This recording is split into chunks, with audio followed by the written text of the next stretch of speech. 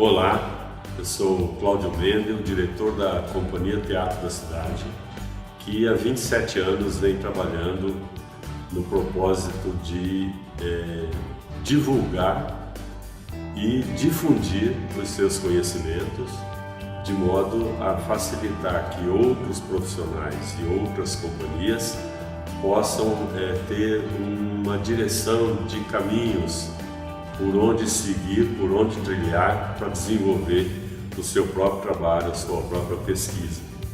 Nesse sentido, nós criamos então o Congresso Nacional de Criação Atoral. A gente teve a primeira edição, já aconteceu, terminou agora no final de junho, e teremos o segundo congresso, e será um prazer imenso contar com vocês, acompanhando e participando ativamente desse nosso segundo congresso. Muito obrigado!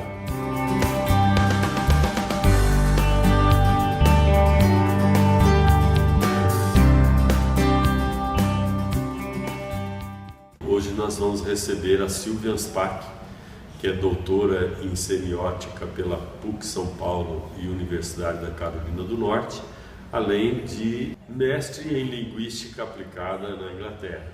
E o tema da sua palestra será Arte e Ritual. Bom dia a todos. O tema dessa palestra é a arte e o ritual. Mas antes de a gente focalizar essa relação tão relevante, é necessário enfatizar a importância que a ritualização assume em toda a vida humana, e não apenas no domínio artístico. A ritualização da vida, conforme nós sabemos, é um elemento fundamental em todas as culturas, e ela desempenha um papel central no nosso equilíbrio psíquico. Os rituais têm o poder de nos conectar, de nos manter em contato íntimo com a nossa essência, a nossa rota, a nossa origem, a nossa meta, a nossa missão. Ou seja, em outras palavras, em termos junguianos, o ritual tem o poder de nos devolver ao nosso centro, que é o nosso self, o arquétipo central da nossa psique. Assim, por exemplo, a cada vez que nós comemos apressadamente, solitariamente, um Big Mac, enquanto nós nos dirigimos ao nosso trabalho, no trânsito, estressados, praguejando, xingando as pessoas, ao invés de nos sentarmos à mesa com aquelas pessoas a quem nós amamos, revivendo assim a cena do repasto sagrado, ritualisticamente, né, nós estamos causando um enorme dano à nossa saúde biopsíquica.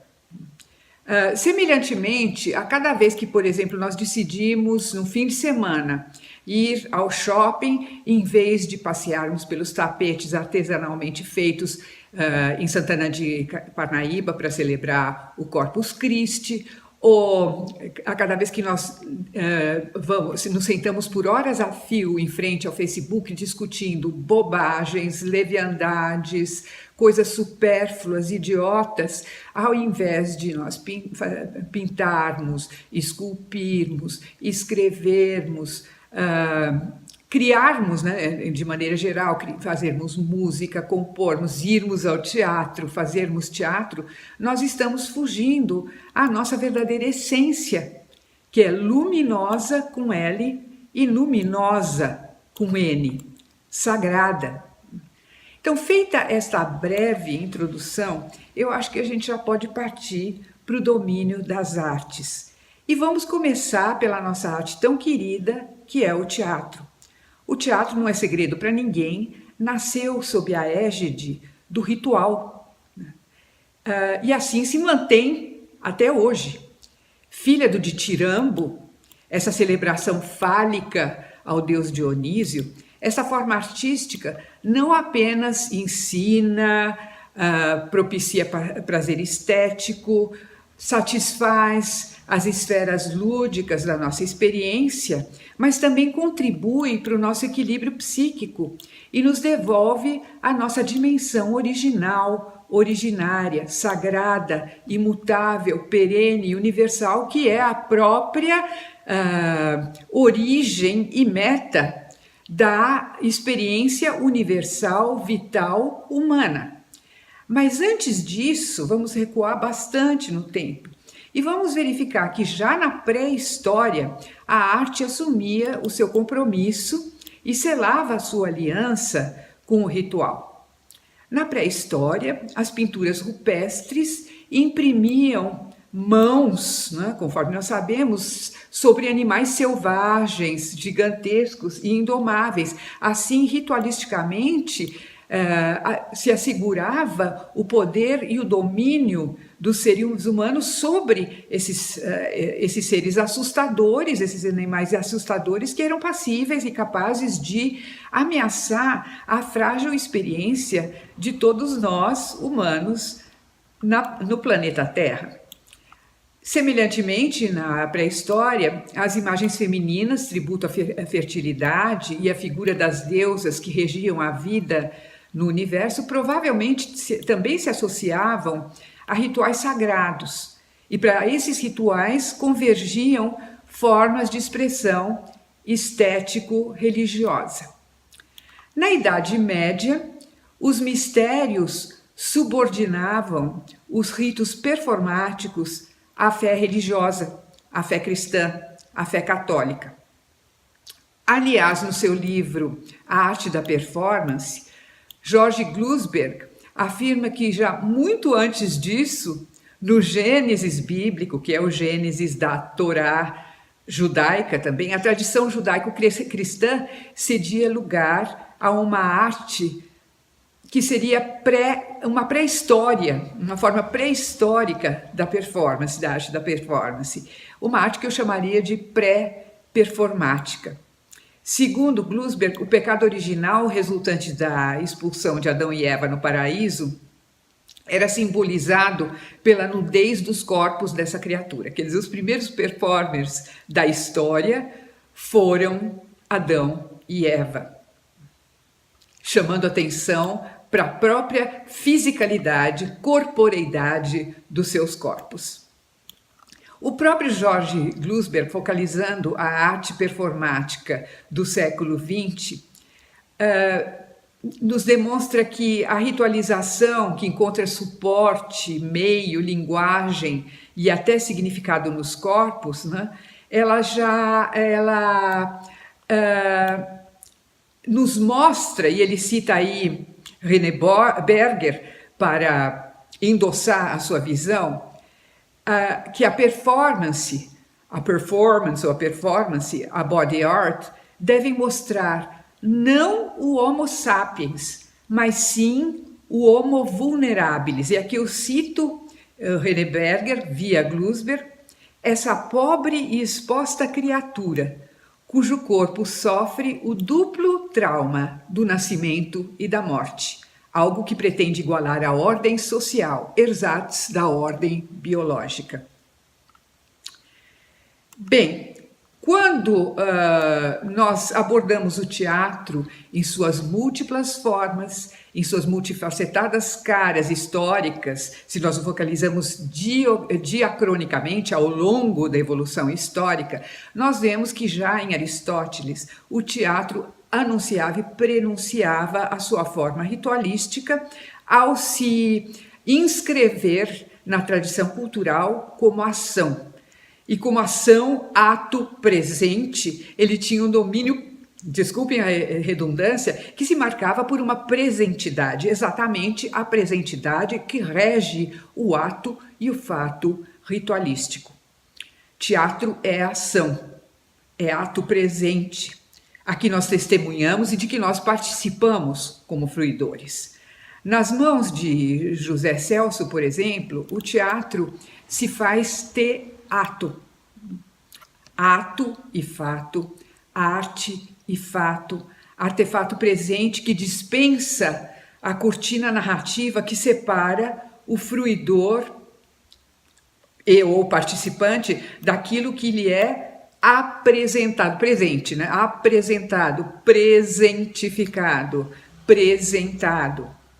Isso acontece sempre no teatro, né? Nós testemunhamos um fato presente que ocorre à nossa frente. Mesmo que seja uma evocação do passado, o ritual teatral está sendo desencadeado no nosso próprio presente, no presente histórico e transhistórico da própria plateia e do próprio fruidor. No cinema, só para a gente conseguir entender melhor o teatro por comparação, acontece exatamente o contrário, né? Diante do filme, da tela, né, o espectador é convidado a uma atitude de separação com relação à realidade assistida e testemunhada, por maior que seja a empatia. O filme, a tela, removem a cena para uma outra dimensão, que é apreendida, né, pelo fruidor como passada, e que remove a cena assistida para uma dimensão de um era uma vez, né? O espectador mental ou verbalmente, explicitamente, parafraseia ou tende a parafrasear a cena que ele testemunha no cinema como um era uma vez. Como o cinema tem uma dimensão narrativa, evocativa, passada. Tanto que nós tendemos a dizer dos personagens que nós vemos na tela, ele era, ou ela era, ele fazia, ela fazia, e do fato a que testemunhamos, esse fato aconteceu ou acontecia. No teatro, inversamente, o peso e a configuração dos corpos em movimento, né, eles apresentam uma concretude, uma realidade, uma corporeidade brutais, né? Por exemplo, um ator num teatro de participação que se senta no nosso colo, ele é o ator ele mesmo. Ele é um corpo que se senta no nosso colo. Ele é uma entidade vital, com cheiro, respiro, peso e vida partilhados com o fruidor. E que não é mais espectador, e sim participante ativo desse ritual. Semelhantemente, um ator que se desnuda em cena é o ator ele mesmo, é o corpo do ator. Ao passo que, se você vai ao cinema e vê um ator nu, você não pode dizer que você viu aquele ator nu. Você viu uma fotografia, uma narrativa evocativa daquele ator. Então, se eu vi a Sharon Stone nua no cinema, eu não posso dizer que eu a vi nua. Eu vi uma foto de Sharon Stone nua. Assim sendo, em resumo, no teatro, ritualisticamente, nós temos uma conjuração de uma realidade viva, a presentificação de uma ação. A presença do corpo do ator, nu ou não, é uma presença viva. O ritual teatral é um ritual vital, ao passo que no cinema nós temos uma narrativa, uma evocação, era uma vez, relativamente a uma ação, uma narrativa. Mesmo num teatro narrativo, que insere um componente narrativo para propiciar um efeito de distanciamento, como é o caso do teatro de Bertolt Brecht, a inserção do elemento narrativo é uma invasão. É uma invasão que rompe a empatia por meio de um ato e fato presentes, que são testemunhados pela plateia. A narrativa é um ritual também, aqui o fruidor testemunha, um ritual vivo, presente, que irrompe dentro da ação e a interrompe. E ele é um convite à ação política e responsável. E ele é uma incitação sensorial e sensória, sensível, cuja urgência é irrecusável mesmo, né? E que incomoda. É um ritual de que o fruidor participa inelutavelmente, mesmo ele arrastado para esta necessidade de participar, de atuar ao ter as suas estruturas abaladas, abalroadas. E com experiências e abordagens muito mais radicais, como por exemplo a de Antonin Artaud, arte e vida passam a confluir. O teatro se faz um ritual que conjura e rasga a própria carne. Teatro é carne, né? Chaga aberta e ritual pelo qual nada se cicatriza. Se a gente fosse parafrasear e qualificar esse teatro de Artaud através das palavras de Nelson Rodrigues, a gente diria, como Nelson Rodrigues diz a respeito do seu próprio teatro, teatro não é bombom com licor. Ou teatro é desagradável, teatro tem um odor de parto, algo de uterino, o que Nelson Rodrigues diz a respeito do seu próprio teatro, que se aplica muito bem, né, cai como uma luva para qualificar o teatro de Antonin Artaud, teatro carne, teatro chaga viva. Se antes com Aristóteles teatro era ação testemunhada, com Artaud passa a ser ação vivida, que dilacera a carne, viver desperto em meio ao pesadelo. Artaud nos convida a viver a vida como um pesadelo e a viver o teatro, que é a própria vida, como um pesadelo. Ritual de autoimolação, sacrifício. Teatro vital, mortal, sacrifício ao altar da vida, vida enquanto abismo, morte, suicídio. Nós sabemos da importância do suicídio dentro da teoria artaudiana, tanto que ele escreveu um ensaio que se chama Suicídio é uma solução? O suicídio é uma solução? Interrogação. A arte, então, é fogo sacral e cinzas, nesse caso, né? Ela esculpe, cenografa e coreografa ritualisticamente uma fênix, vital, letal, mortal, imortal. A tragédia, diz Artaud, no palco não me basta mais, vou transportá-la para a própria vida. E trata-se aqui, segundo ele, de romper a linguagem para tocar a própria vida. Ritual de conjuração de uma tragicidade aristotélica e transaristotélica, o teatro resgata via Artaud os velhos mitos de amor e da morte. Isso se dá no momento, segundo ele, em que nós silenciamos as palavras, a mera literatura literária, literal, para permitir a passagem para o gesto. Pelo ritual, segundo Artaud, a linguagem se faz diretamente comunicativa. Diretamente aqui equivale a dizer imediatamente, ou seja, imediata, não mediada, sem mediação. Aqui, gente, nós precisamos ingressar em outros domínios. Nós precisamos ingressar nos domínios junguianos e passamos de uma abordagem da arte em geral e do teatro em particular para a teoria junguiana, para a explicação da importância dos dogmas e dos rituais, e sobretudo dos rituais, para compreendermos o seu significado. Em muitos pontos da sua obra, o Jung nos fala de uma experiência que ele chama de experiência imediata, ou seja, experiência imediata, não mediada, sem mediação. E ele afirma que o racionalismo nos afasta de tal experiência. O ritual nos religa diretamente à fonte mesma da vida, possibilitando-nos tangê-la, tocá-la imediatamente, o que leva a uma acomodação para as forças incalculáveis do inconsciente. Gente, se vocês quiserem conhecer mais, saber mais a respeito da experiência imediata, não mediada, sem mediação, eu convido vocês a lerem este livro organizado por mim, do qual eu fui coautora, que se chama A Religião e a Psique. Tá?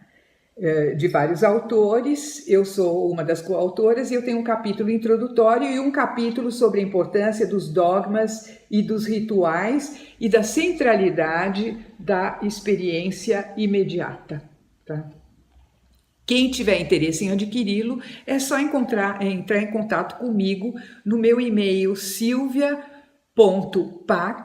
ou seja, silvia.pax@gmail.com. Seguindo em frente, a experiência imediata, ela possibilita a transcendência.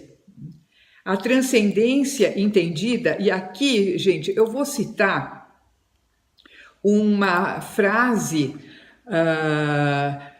que foi extraída de uma apostila do CPT, que foi feita como introdução ao espetáculo Nelson Rodrigues, Eterno Retorno, o Eterno Retorno, dirigido pelo Antunes Filho, no Sesc Anchieta, há muitos anos. Transcendência, segundo essa apostila, né, citando Jung, né, parafraseando Jung, seria a libertação do ser humano das trevas do inconsciente e seu renascer em um nível superior. Ele trata desta função, ele, Jung, né, transcendental, a que nós, terapeutas e especialistas em psicologia analítica ou psicanalistas, chamamos de função transcendente.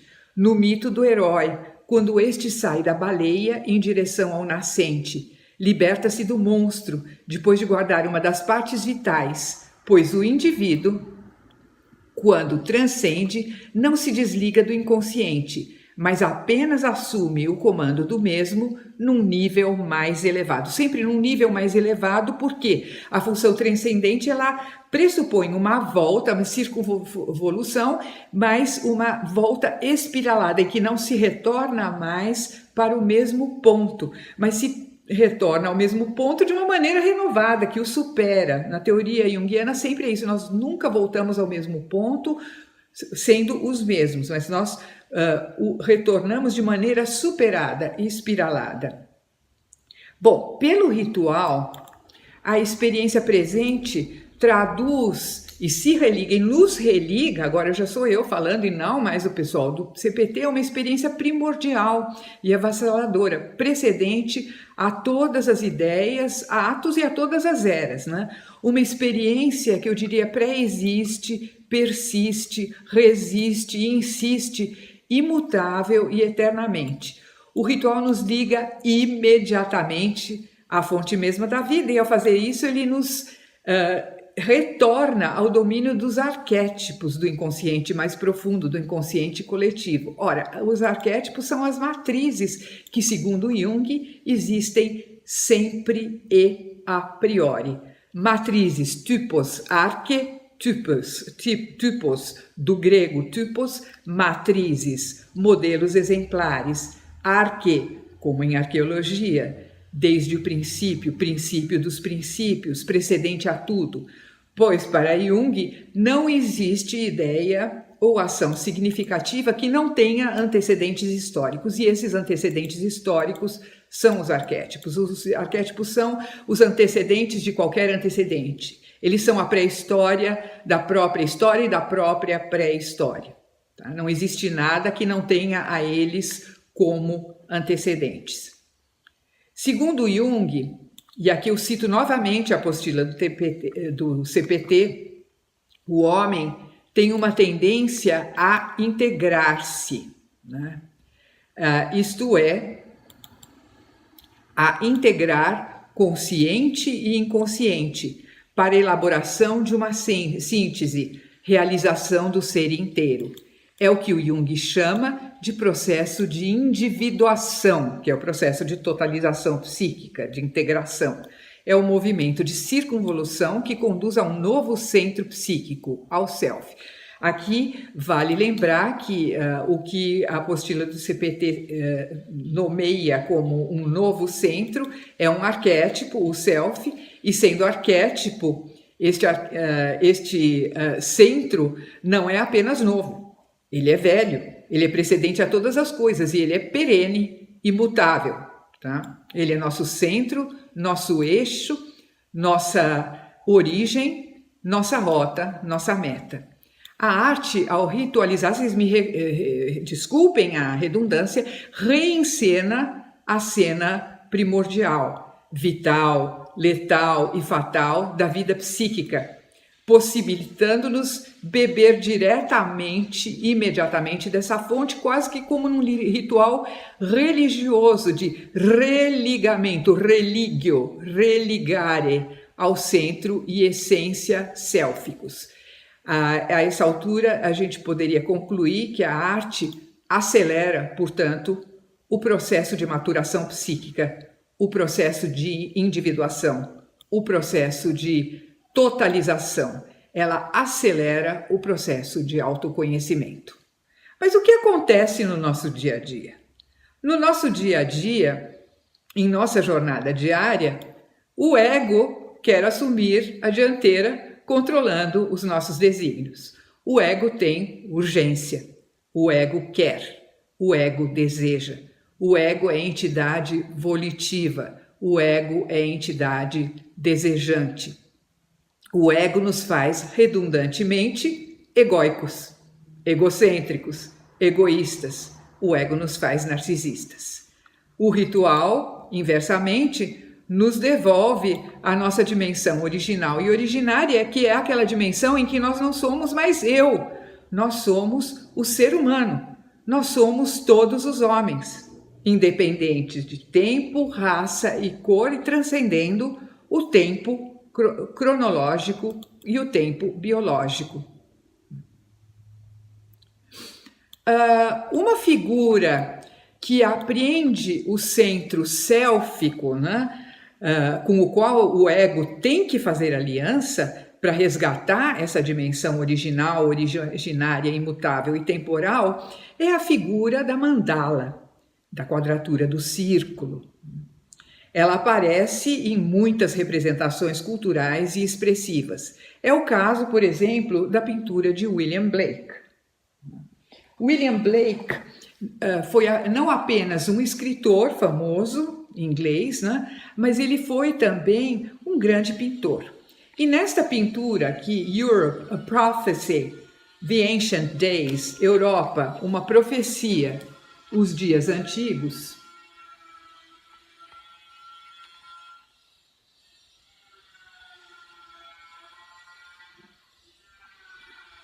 o Blake, conforme vocês podem ver, ele coloca no alto da figura, ao centro, Deus, no centro de uma mandala, tá? No centro de uma mandala, no alto. E do alto, Deus se debruça sobre a esfera terrestre. Aliás, ele se debruça sobre aquilo que virá a ser a esfera terrestre. Ele tem um compasso entre as mãos e se prepara para desenhar uma segunda mandala. A mandala inferior. Nós temos a mandala superior, onde está o Deus vivo, e abaixo ele com o compasso na mão se preparando para delinear a esfera e o globo terrestre.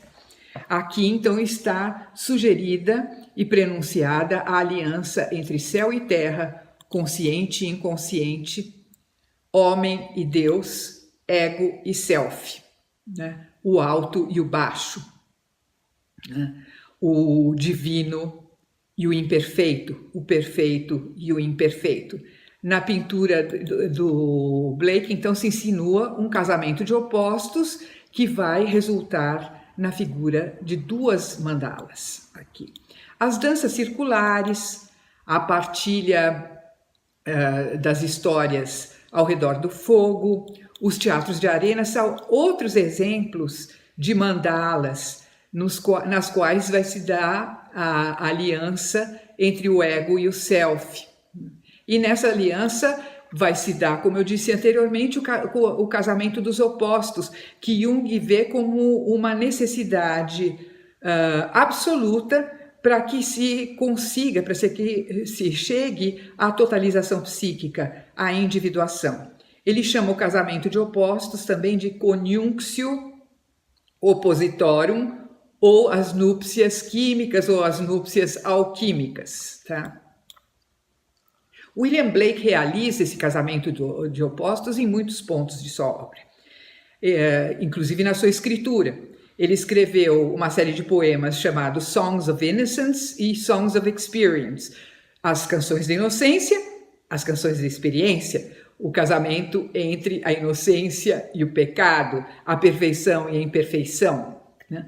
E um dos poemas mais importantes das Songs of Innocence é The Lamb, o Cordeiro, que tem como contraparte nas suas Songs of Experience The Tiger, o tigre, que são respectivamente a face mansidão, a face cordeiro do Cristo, Deus encarnado, e a face feérica, selvagem, feroz, daquele Cristo que implacavelmente expulsa os vendilhões do templo, por exemplo, em The Tiger. Então nós temos essas duas faces e o casamento dos opostos no Cristo, Deus encarnado, né?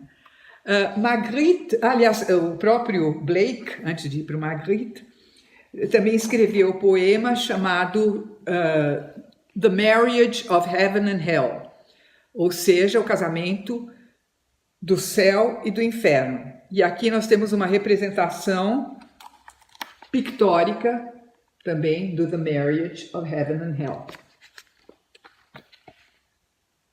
pelo próprio William Blake.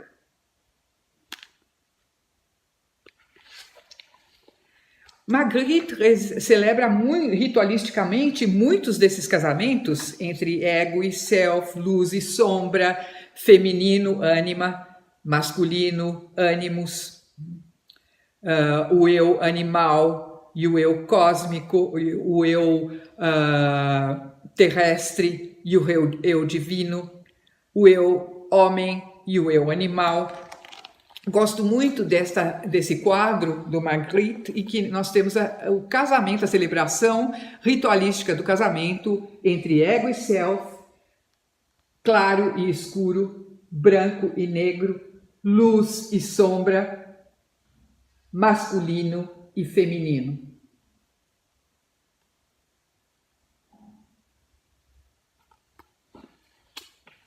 Outros quadros do Magritte, né? O casamento entre o ego e a máscara, e o humano e o cósmico, o terrestre e o celeste. Novamente.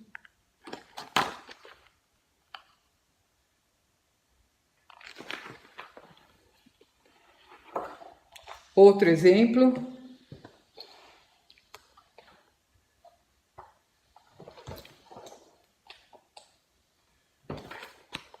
Aqui nós temos um quadro muito lindo em que a natureza animal do homem e a vegetal, a natureza humana e animal e a vegetal, mulher árvore, aparece aqui, aparece celebrada, né? Essa natureza dúplice, animal e vegetal, uma mulher tronco de árvore.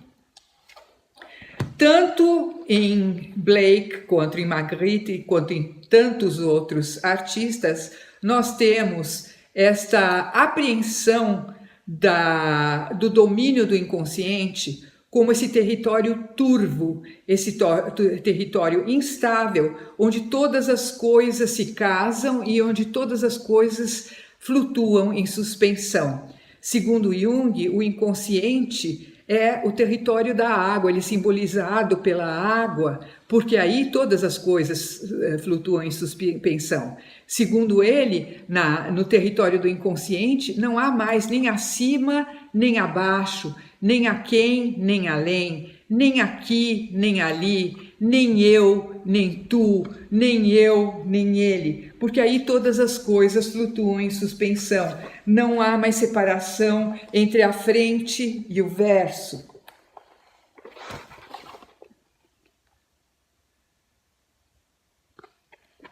Não há mais separação entre a arte e a não arte, né? São muitos os quadros de Magritte onde aparece o quadro entrando na vida e a vida entrando no quadro. São muitos, inúmeros os exemplos mesmo, né? Aqui está um exemplo muito interessante, em que o dentro e o fora se acasalam, o real e a arte se acasalam, o quadro e o não quadro. O teatro de Nelson Rodrigues, agora se a gente enveredar outra vez pelo nosso domínio do teatro, apresenta inúmeros exemplos de trabalho e apreensão de matrizes arquetípicas e desse território turvo da água em que todas as coisas flutuam em suspensão. Em primeiro lugar, as pessoas se banham na água, em Senhora dos Afogados há um pré-dilúvio, o prenúncio de um dilúvio e assim por diante. E as peças, sobretudo as peças míticas de Nelson Rodrigues, Álbum de Família, Anjo Negro, Senhora dos Afogados e Doroteia, mas também nas outras isso aparece, a gente vai ver um casamento e uma aliança entre os opostos, a luz e a sombra, o masculino e o feminino, o homem selvagem, o homem civilizado, o consciente e o inconsciente e assim por diante, o ego e o self, né?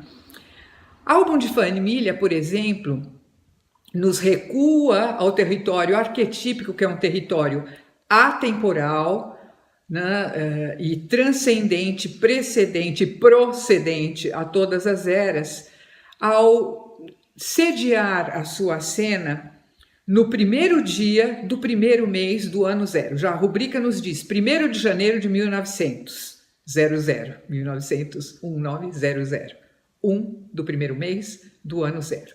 E a família rodriguiana é caracterizada textualmente como a única e primeira, a última e primeira. E aí o amor e o ódio teriam que nascer entre nós, diz um dos personagens, né? O tempo é o tempo precedente a todas as eras. Em Anjo Negro, o tempo parou de fluir. A mesma coisa em Senhora dos Afogados. A cama está desarrumada do mesmo jeito em que ocorreu a cena da violência, a cena do estupro, a cena do pecado original e assim por diante. Por meio dos símbolos, a arte, portanto, conjura e faz reviver a ordem primordial e nos faz vislumbrar o eterno.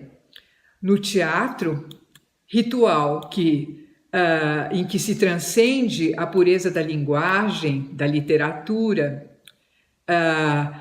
o gesto, a dança, a cenografia, os figurinos, a iluminação, a maquiagem, as marcações, a música, os ruídos, a performance, nos atingem de golpe, elas nos ferem de golpe, fisicamente mesmo, né? É um ritual, o teatro é um ritual que não diz literalmente a ordem arquetípica e inconsciente. Ela nos arrasta a essa ordem, ela refaz ritualisticamente essa ordem. E como quereria Sartre e como quereria Barrault, como quereriam os dois, a palavra seca silencia e se faz respiração para ceder passagem ao gesto.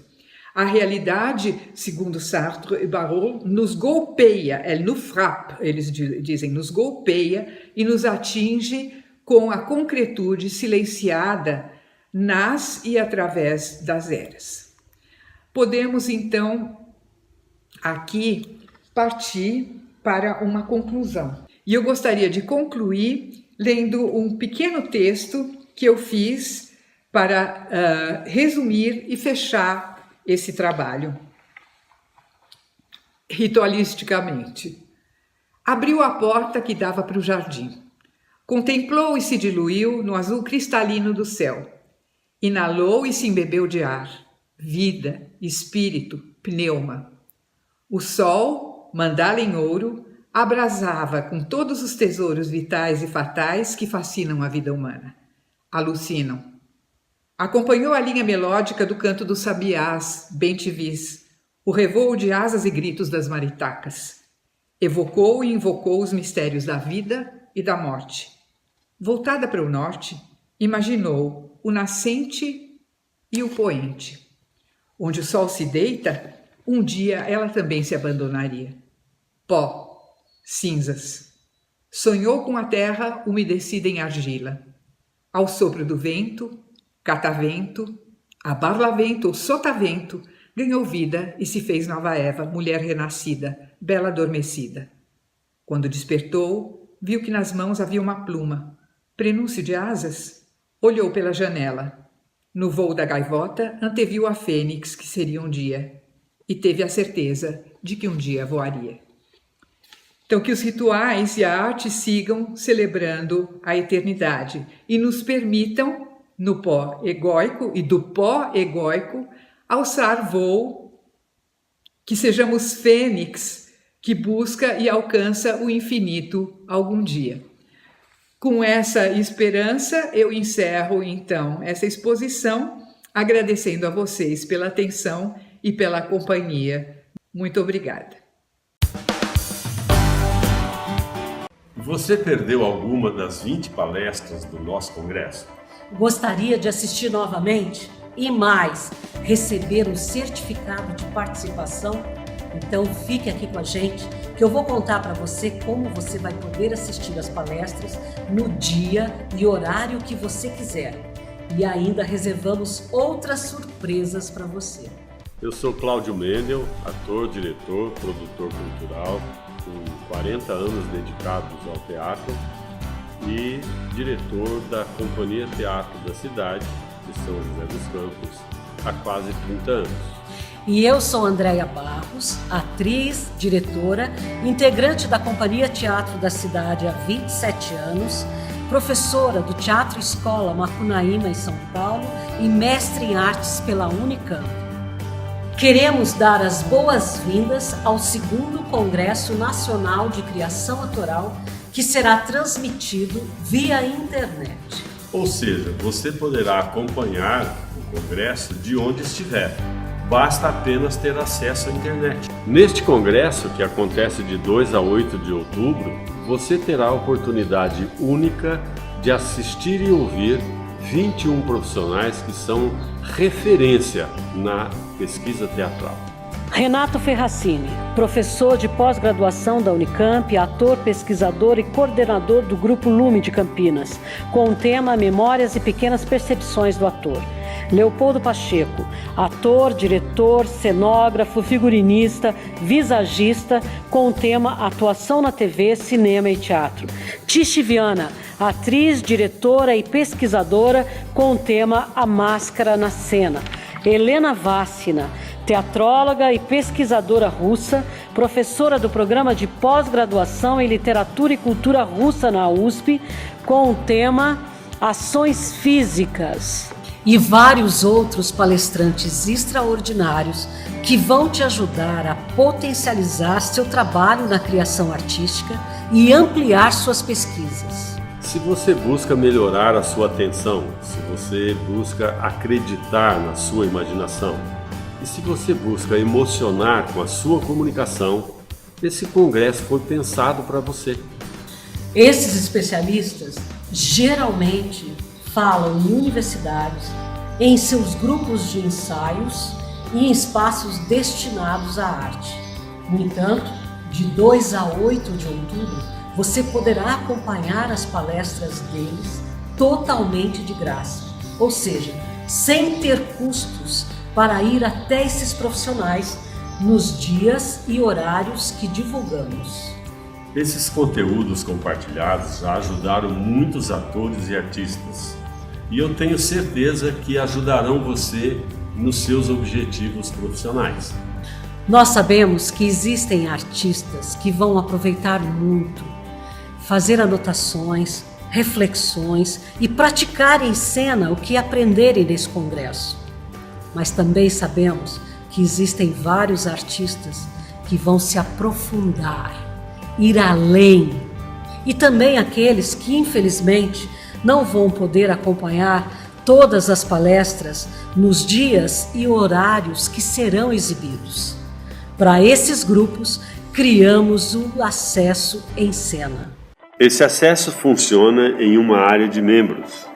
Com o acesso em cena, você terá um login e senha para entrar na plataforma online, onde você poderá assistir a todas as palestras do Congresso na hora que quiser, de onde estiver e quantas vezes sentir necessidade.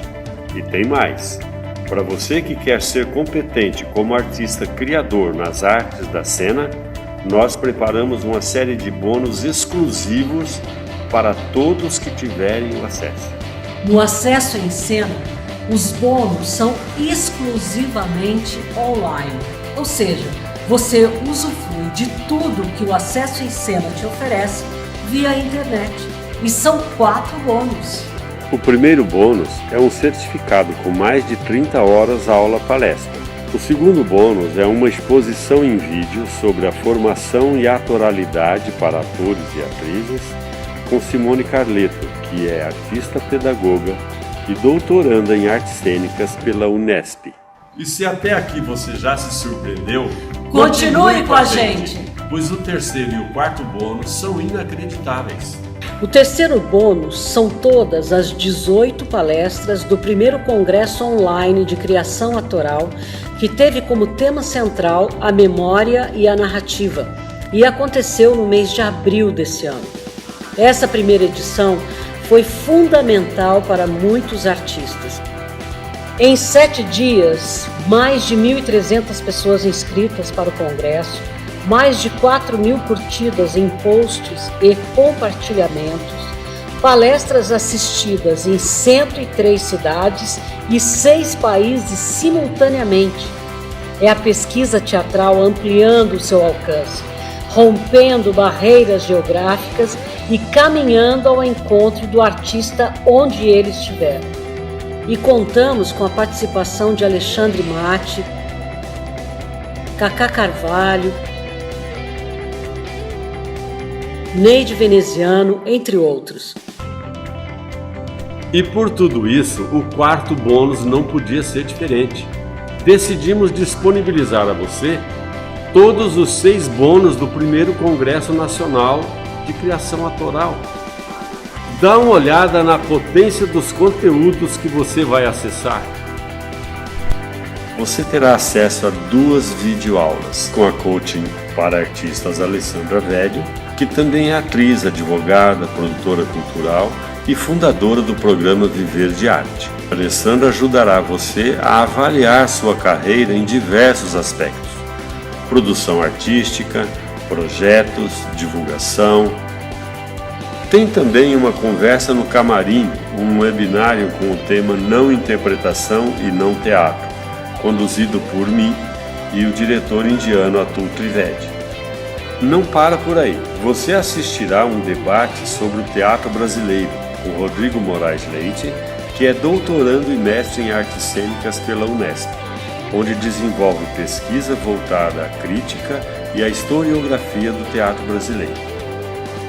Para nos conectarmos, você terá acesso ao nosso grupo secreto no Facebook, para mantermos uma comunicação mais próxima e eficaz. Ainda não acabou.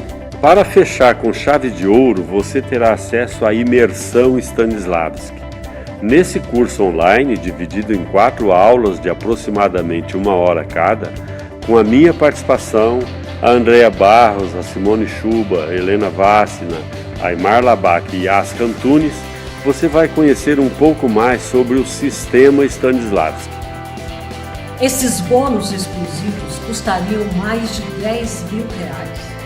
E agora você deve estar se perguntando, quanto vai custar todos esses bônus exclusivos para você? Não se preocupe. Quanto custa para você, artista, se tornar um excelente profissional das artes da cena? O que você está disposto a fazer para se tornar um grande artista? Que valor tem todo esse conhecimento que você vai agregar à sua pesquisa cênica? E é por isso que ao invés de R$10.000 ou R$2.000, valores que seriam razoáveis para você ter acesso a todo esse conhecimento, é que estamos disponibilizando o Acesso em Cena. Com todas as palestras do segundo congresso e mais os bônus exclusivos que você acabou de ver, por um valor suficiente apenas para custear a nossa produção, ou seja, acessível a você. Você garante agora o seu acesso em cena em até 6 parcelas ou R$ 197 à vista. E nós te oferecemos uma garantia especial. Você adquire o acesso em cena, assiste a todas as 20 palestras, vê os bônus exclusivos e especiais. E se em até 7 dias você acreditar que esse material não é para você, basta nos enviar um e-mail que devolvemos todo o seu investimento sem complicação e sem explicações. Então, se você tem um sério comprometimento com a sua carreira artística, essa oportunidade única é para você. Clique agora no botão que está ao lado deste vídeo e dê um importante passo para a sua carreira profissional. E haja com rapidez, pois esse valor de R$ 197 está disponível apenas para os 30 primeiros que adquirirem o acesso em cena. Após preencher as 30 vagas, o valor passará para R$ 397. Dê esse importante passo. Clique agora no botão ao lado E vem com a gente!